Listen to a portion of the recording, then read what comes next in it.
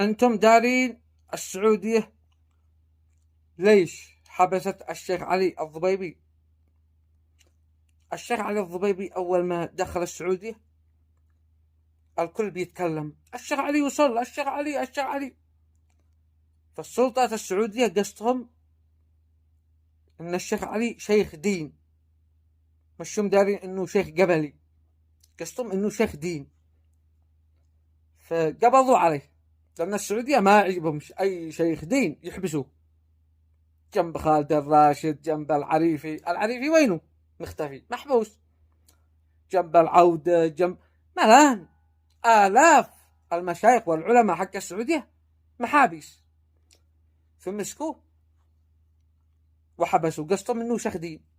والان بيحققوا مع الشيخ علي الضبيبي كم حافظ اجزاء، اعترف كم حافظ.